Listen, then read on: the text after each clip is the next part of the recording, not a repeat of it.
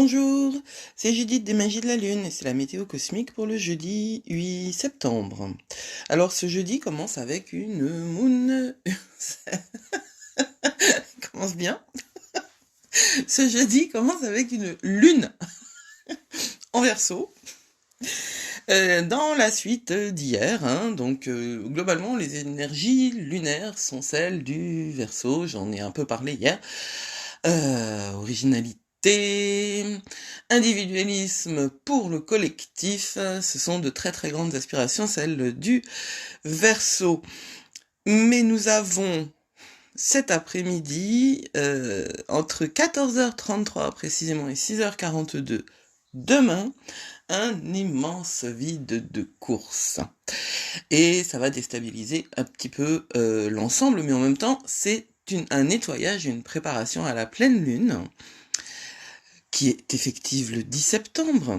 À ce sujet, je me permets de vous rappeler que j'ai fait une vidéo sur l'interprétation de la pleine lune du 10 septembre et que je vais publier un tirage sur la pleine lune et même un kit pour accompagner cette pleine lune très puissante, un kit qui regroupe des infos astrologiques, une guidance, un tirage, une méditation, du journaling, enfin voilà.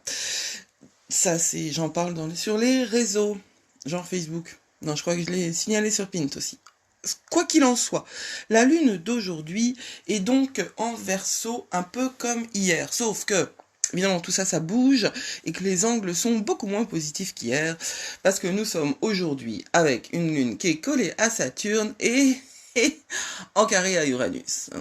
Et le carré Uranus-Saturne, on le connaît bien parce que c'est lui qui nous angoisse et qui nous pourrit la vie, qui bouleverse beaucoup de choses, qui était là à l'origine du Covid et qui l'a accompagné et qui l'accompagne encore. Alors, sur un plan collectif, qu'est-ce que ça va donner ? C'est tout de même un carré Saturne-Uranus. Dans la vidéo sur la pleine lune, j'en parle pas de ce carré parce que cette couleur générale, on l'a depuis très très longtemps. Je sais pas si vous entendez à quel point il pleut derrière moi. Moi j'adore, c'est fascinant. Mais voilà, Verseau, ça me fait toujours rire parce que Verseau c'est un signe d'air. Enfin voilà, il en faut pas beaucoup pour me faire rire.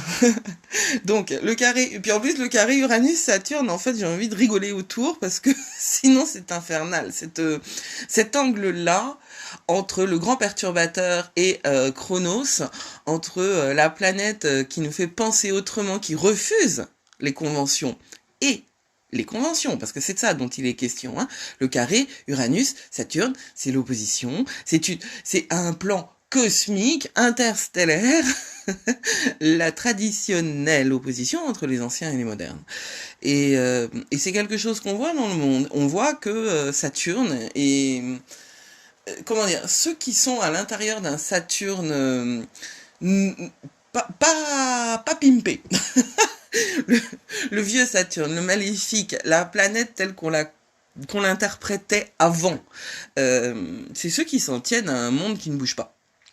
Un monde dans lequel la structure est hiérarchique et en haut c'est quoi ? C'est un homme cis, blanc, straight, enfin voilà, comment en français, Judith, s'il te plaît. Donc un homme qui n'a pas de questions sur son genre, qui n'a pas de questions sur son orientation sexuelle, qui n'a pas de questions sur la manière dont ça fonctionne, c'est cet homme-là qui continue à perpétuer l'inégalité de salaire, l'inégalité de traitement, cette aura d'insuffisance qu'on met sur les femmes, et surtout ceux qui ne sont ni noirs, n'importe quoi, ni blancs, pardon, ni blancs, ni hétéros, etc. Évidemment que ce Saturne-là est accompagné d'ombres monumentales, parce que évidemment, toutes ces représentations d'une masculinité si définie, ils sont obligés de se promener avec des casseroles épouvantables. Enfin, vous savez, c'est pas nouveau cette affaire, que c'est les homophobes les plus agressifs on porte en eux une part de féminité à laquelle ils ne prêtent aucune attention, et au contraire qu'ils ont refoulé, rejeté, etc. C'est ça qui est en jeu, hein, parce que sur un plan collectif, ce patriarcat, c'est une forme d'ego. C'est cette histoire qu'on nous raconte, et qu'on nous raconte pour que ça ne change pas. Et Saturne, ce qu'il veut, c'est que ça ne change pas. Alors que Uranus, ce qu'il veut, c'est le contraire. Il veut que ça change. Et on rentre dans l'ère du Verseau. Je sais que ça fait 50 ans que vous entendez qu'on rentre dans l'ère du Verseau, sauf qu'il faut bien 50 ans pour rentrer dans l'ère du Verseau. Parce que les ères, hein, c'est pas des trucs de semaines et demie, hein, ça se compte en milliers d'années. Donc, on rentre dans l'ère du Verseau, effectivement, et ça se voit effectivement justement par des carrés comme ça qui se manifestent dans le monde, par des contrariétés, c'est le moins qu'on puisse dire. Et qu'est-ce qu'on voit autour du monde? Qu'est-ce qu'on voit autour de nous? On voit à l'œuvre des structures qui se battent pour survivre, et quand elles se battent, ces structures, on se rend pas compte qu'elles sont en train de crever, parce elles font des dommages monumentaux. Mais c'est en train de mourir. Cette société-là est en train de collapser. La société d'avant. Et en fait, nous, on est au milieu des décombres, qui sont pas tous tombés. Donc, c'est normal que la situation, elle soit compliquée, individuellement et collectivement. Donc, ce carré-là, c'est celui-là qui est à l'œuvre aujourd'hui. Et il va rester coloré la pleine lune. Sauf que cette pleine lune de samedi, elle a vraiment, au niveau individuel, elle va vous permettre non seulement de rêver et d'agir sur ses rêves, mais aussi de canaliser, de comprendre, de s'ouvrir à des sagesses qui sont absolument nécessaires pour garder la foi et l'envie de continuer. Aujourd'hui, en carré à Uranus, il est tout à fait possible que on ressente la Lune en Verseau en carré à Uranus. Elle s'engueule avec elle-même, quoi. Hein. Il est tout à fait possible qu'on ressente une espèce de sentiment d'être pas installé, quoi. Hein. Il faut s'ancrer. Réellement, il faut ancrer. Il faut s'ancrer. Alors vous pouvez vous ancrer. Par des méditations, ou par du travail de la terre, ou par la cuisine, ou manger. C'est un truc que les taureaux aiment bien, ça, pour s'ancrer, manger.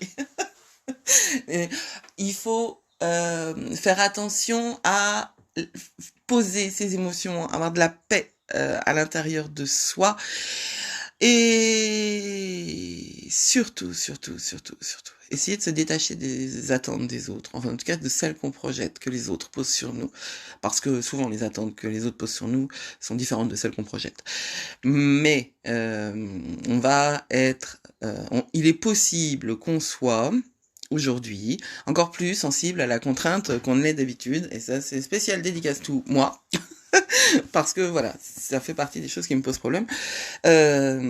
D'autant que je vais pas être toute seule, hein, puisque en conjonction à Saturne, Saturne et la Lune côte à côte, ça craint. Saturne, elle est pas bien à côté de la Lune. C'est vraiment l'inverse, quoi. Hein. Donc aujourd'hui, pensez à vous, en fait. Hein.